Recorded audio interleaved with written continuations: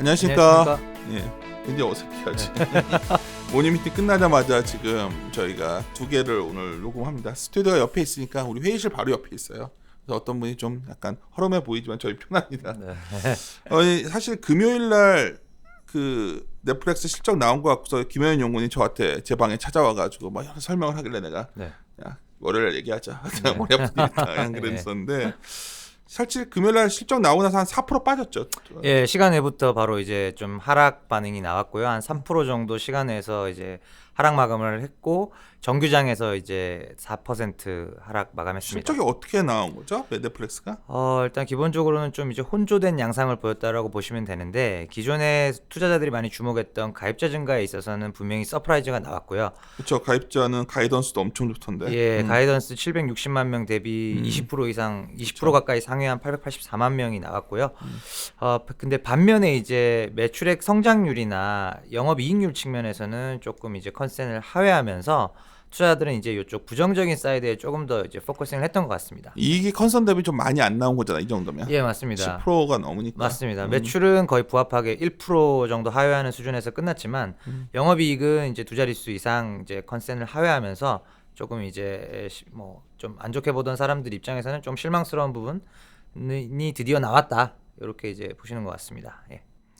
근데 우리가 이제 오늘 왜 넷플릭스를 갖고 얘기하냐면 우리가 최근에 우리도 오늘자 자료에 이제 그 키즈 산업 보고서 냈지만 그 미디어에 관심이 많은데 미디어가 넷플릭스를 좀 이해라고서 보면 편하거든요. 예, 맞습니다. 그렇죠. 근데 넷플릭스가 어땠던 간에 우리가 1월 25일 날 킹덤 공개하고 네. 그러면 이제 좀 화제가 되겠죠, 그때 되면. 아마 이제 국내에서도 상당한 이제 붐이 있을 것으로 예상을 하고 있습니다. 그래서 내가 질문하면서 얘기를 했더니 또 단답시로 답변해가지고 당황하고 있는 중인데. 예. 좀 더 넷플릭스에 대해서 좀 말씀을 드리자면은 잘 아시는 것처럼 이제 미국에서 1997년도에 이제 설립을 했고요. 2007년부터 지금의 스트리밍 서비스를 시작하면서 불과 10년 만에 시가총액 거의 200조에 가까운 회사로 큰 회사입니다.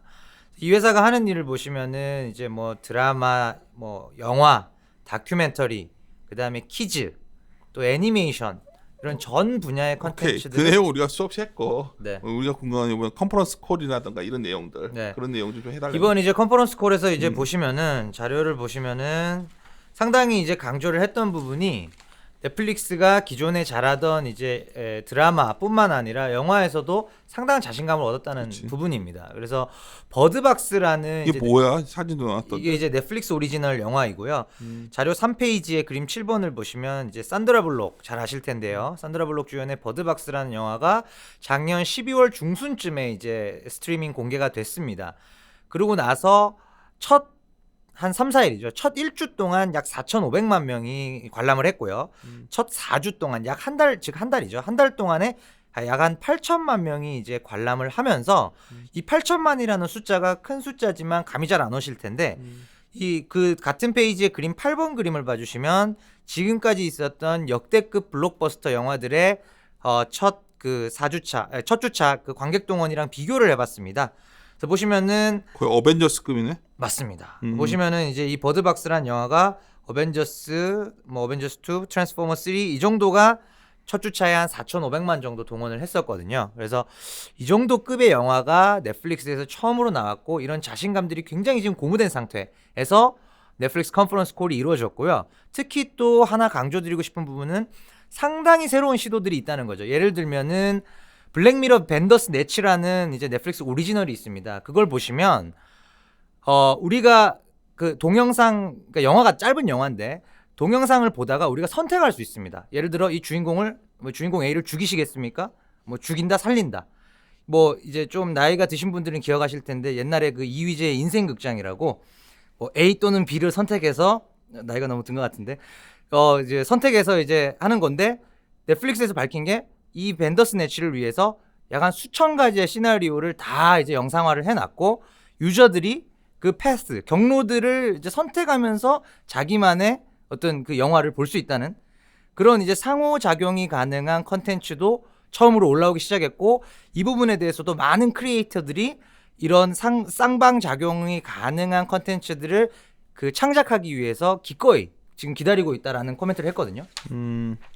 그래서 나는 사실 넷플릭스 실적 보면서 오늘 굳이 김현우 연구원 잠깐 나가야 된다는데 앉혀놓고 얘기하는 거는 네. 저것 때문에 최근에 스카이캐슬 하면서 네네네. 그냥 넷플릭스에 이런 거 있잖아.